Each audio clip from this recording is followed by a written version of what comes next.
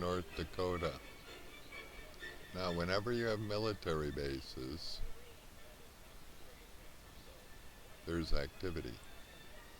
So, if we're in a weather war, I suppose on the military bases you have your arsenal, and you also have the target that the other side of the war, if it's a weather war, is shooting at. Especially if this is your way of controlling the weather. I think I started to say earlier and I got distracted. There is an article that discusses using high frequency, as in all the abandoned television broadcast stations, among other things, but these radar sites would do just fine.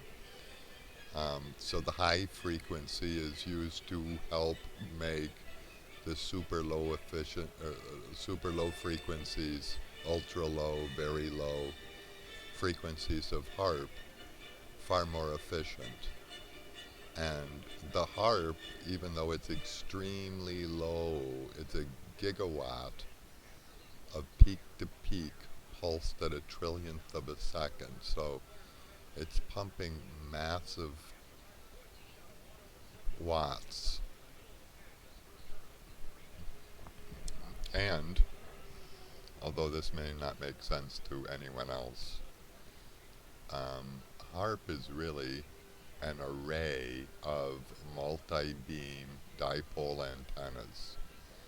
In a dipole antenna you have one element that's driven, and you have a wire going to each half of the dipole.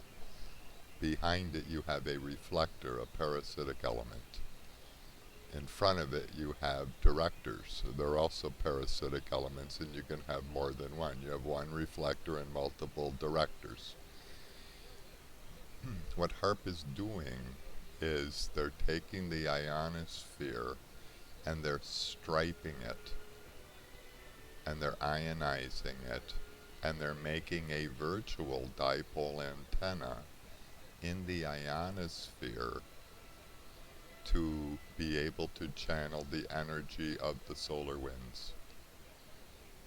And that was the first jump in scale from a billion watts to something much more massive.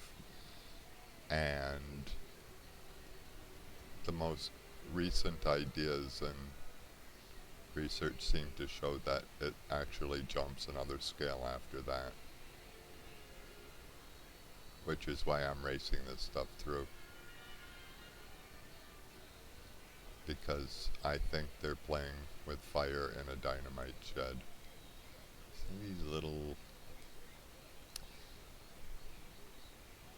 Oh, well. I guess that's it.